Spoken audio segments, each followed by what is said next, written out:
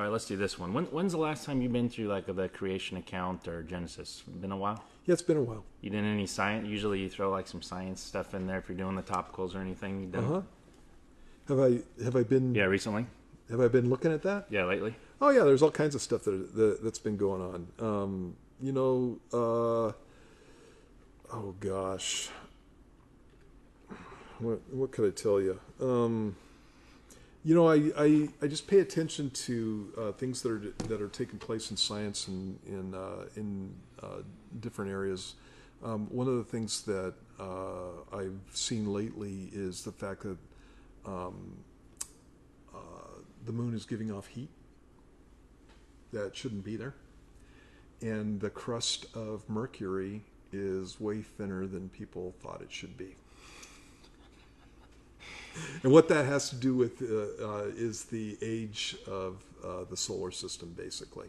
Because you can measure the age by the dust on the moon. Yeah. Yeah. Well, when you're talking about the dust on the moon, what you're talking about is meteoric dust, and there are different process rates for different what we would call geochronometers, or I don't know what you would call a moon chronometer, a selena chronometer, or a lunar chronometer, or that kind of thing. But there are process rates, and so when people are talking about the Earth being radically old, the process rate that they're always pointing to is radiometric dating. Well, there's other process rates that you can look at too. And so one of them is salinity in the ocean. Another one is the amount of sediment on the bottom of the ocean. There's a number of these things. Red star shifts, right? Mississippi River Delta. Yeah, the Mississippi River Delta. You can be looking at, there's just a bunch of those things. And so the moon, the distance of the moon from the Earth, and where it would have had to start out. And so the Earth-Moon system is supposed to be 4.5 billion years old, because that's when they think that the Earth was formed at the very beginning. By the way, that doesn't come from any rock on the Earth. It comes from meteorites.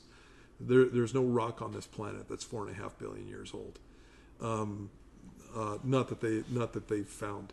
And so when they talk about the Earth-Moon system being 4.5 billion years old, that's just a number that these guys are throwing out, because if you look at the recession, the moon is moving away from the Earth, and it moves away from the Earth about 1.5 inches per year.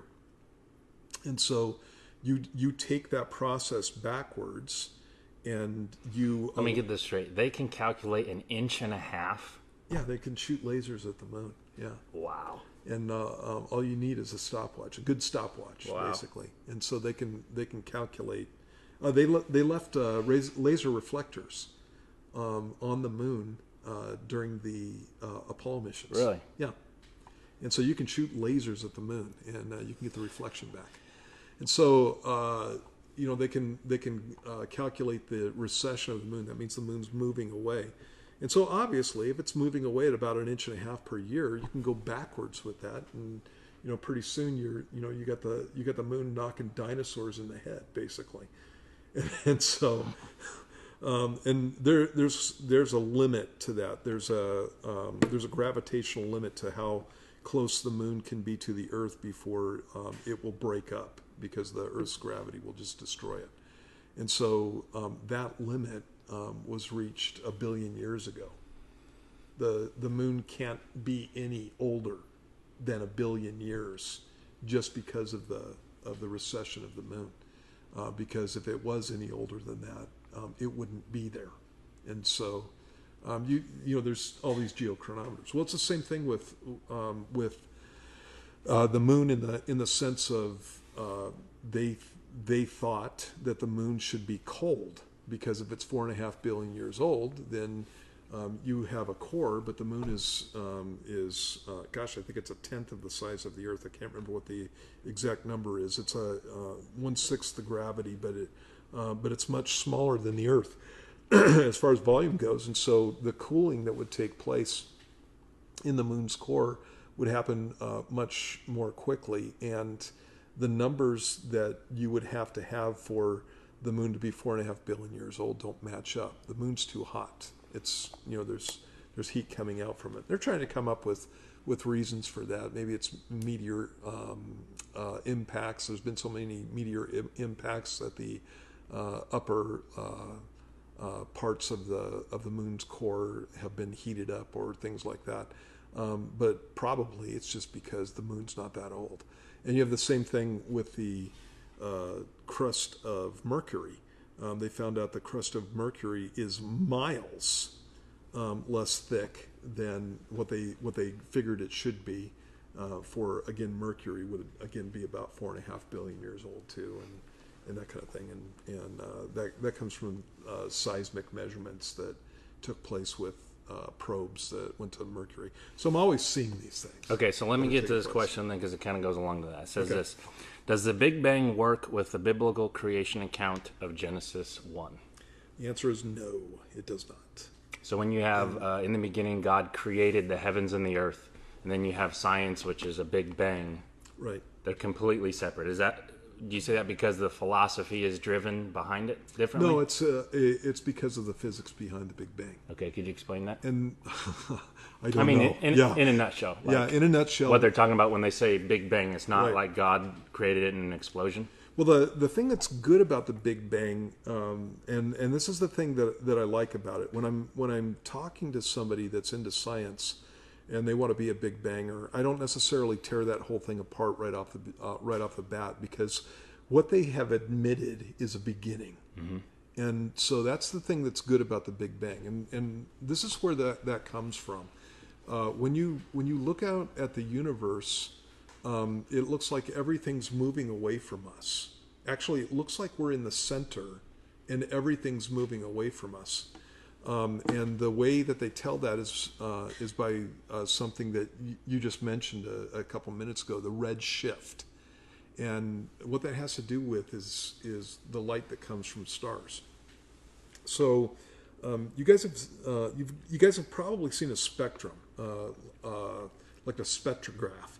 And when they take a spectrograph of the sun's light, there are spikes in certain areas, and so there's going to be a spike with helium, and there's going to be a spike with hydrogen, and they're able to look at the constituents of the sun and be able to figure out what the chemicals are by looking at the light. Okay, and so they take this and they put it down on the graph, right, and a piece of paper. So you see all these little spikes. Well, when they look at sun-type stars that are further out, what they see is exactly the same spikes. And so you'll see a spike for helium and a spike for hydrogen and all these other elements. But what happens is they're shifted. And so in a spectrum, you have yellow light, and these elements will be at certain places on the spectrum. But when you look at stars that are further away, they're shifted towards the red part of the spectrum. So you have the blue part, which is the higher, the more excited part of the radiation spectrum, and you have the red part, which is less excited. That's where you get heat and stuff like that. Infrared is heat. Is that clear? Yeah. Okay. And so when they're looking out the universe, just about everything that they see is shifted to the red. And that's kind of like a Doppler effect. So when you're standing on a street and a car is coming towards you, you hear this.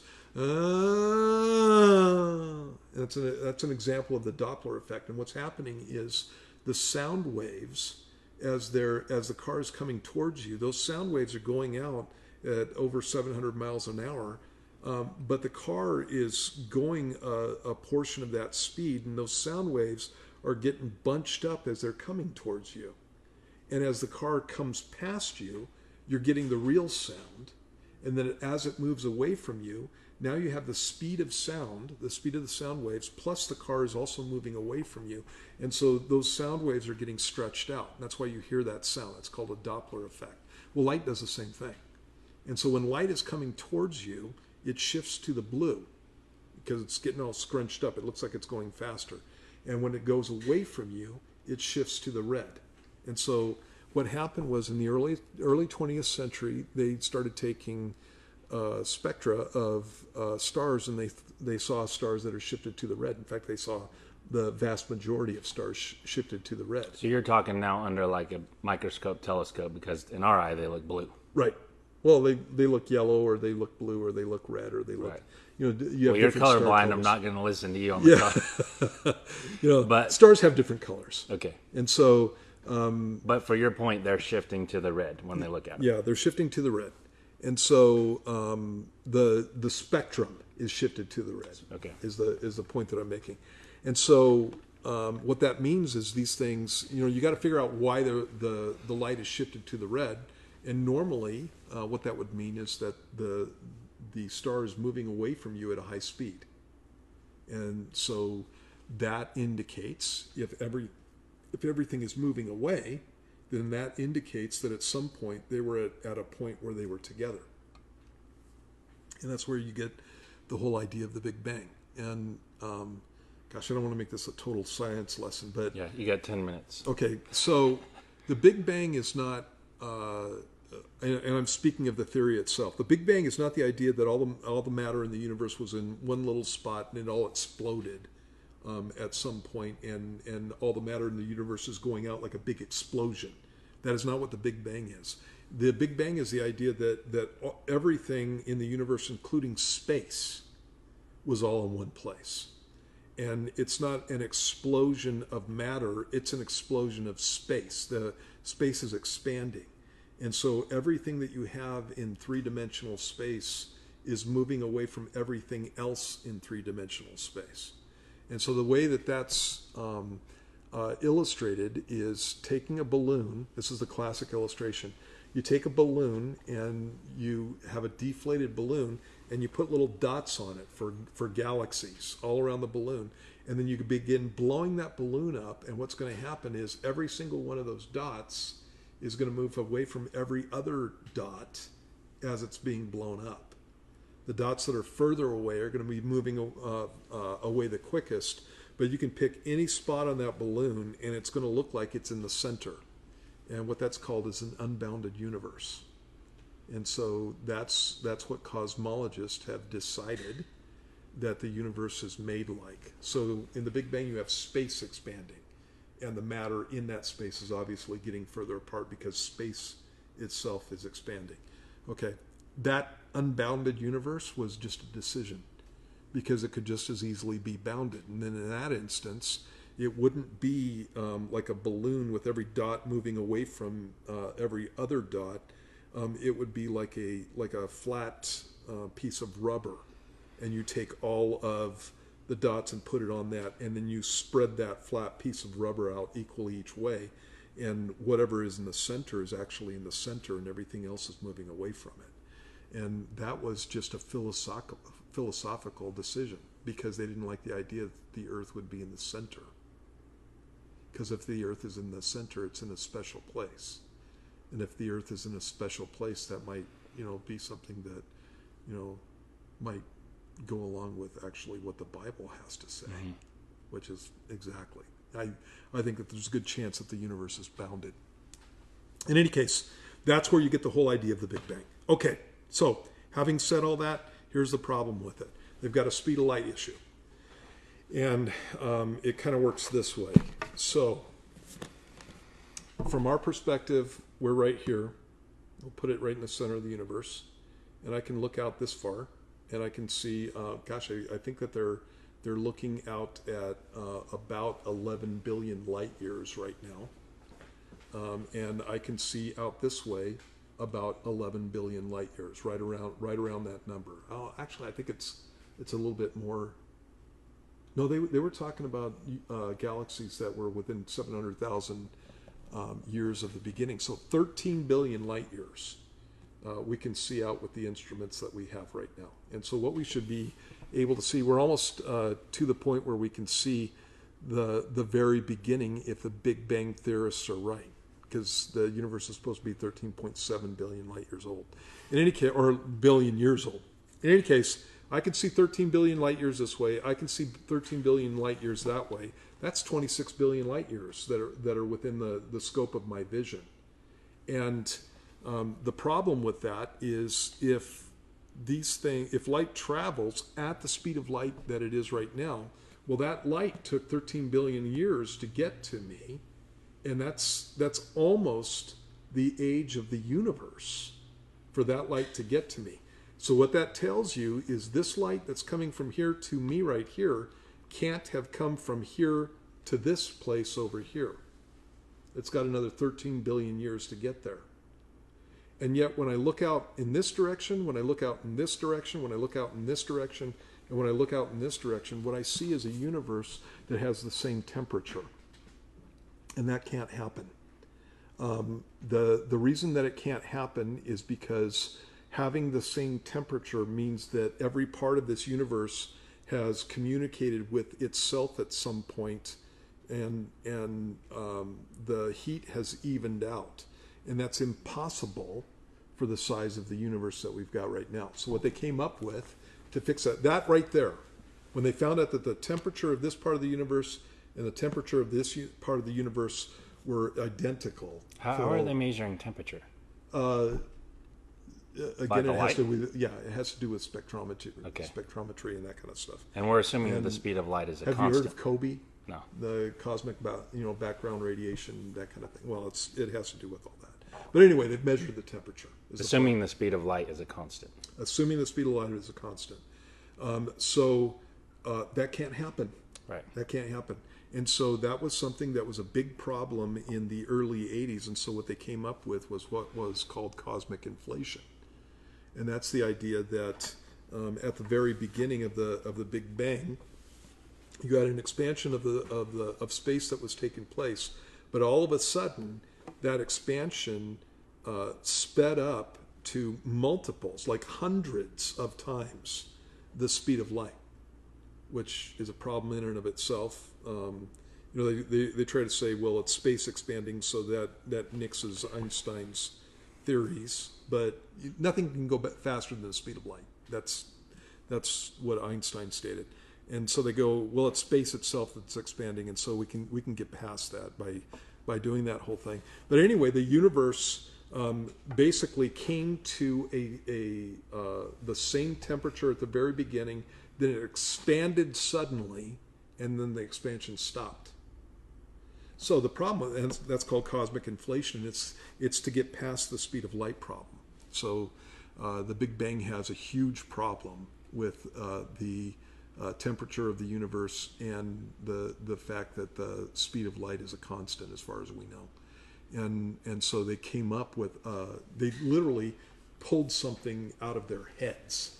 There's no evidence for the cosmic expansion of space, the cosmic inflation at all, except for the fact that it does not, that it's the only thing that will save the Big Bang Theory. And so that's not the only problem that there is with the Big Bang Theory, but I would never put my trust in the Big Bang Theory and tying the Big Bang Theory in with the Bible. Okay, so 3 minutes. That's a Big Bang Theory. What's the creation theory? God created the heavens and the earth. What is that? The whole idea that what the Bible teaches is that God in 6 days created the heavens and the earth. But isn't that before the Big Bang? Because they have no cause for matter and all the stuff that's in the bang.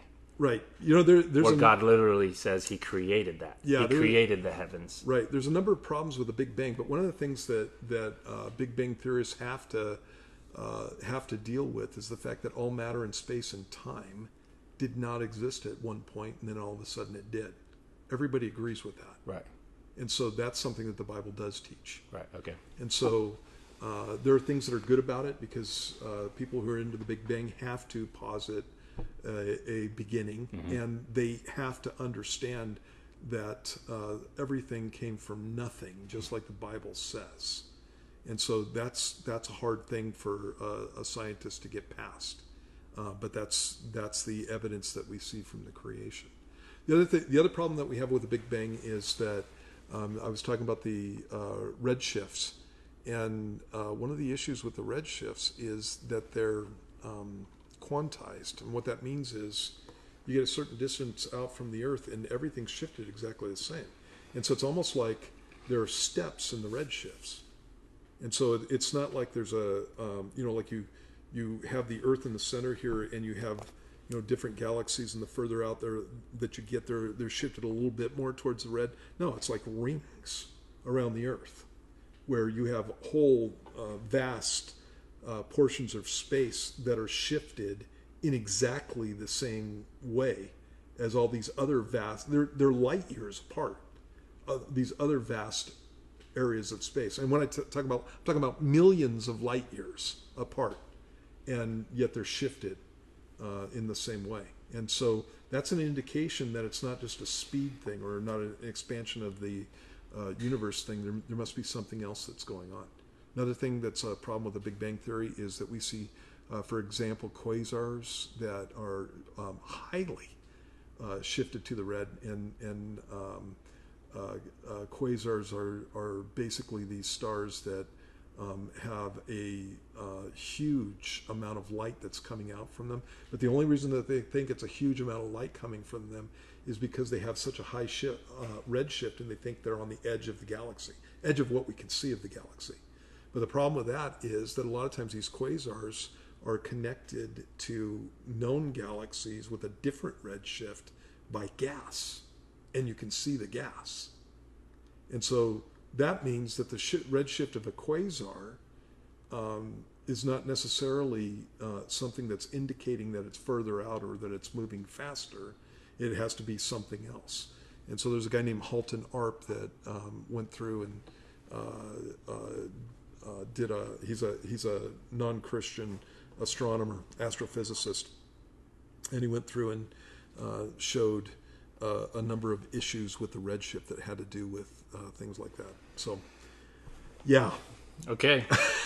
You're out of time. We geeked out. You're good to go.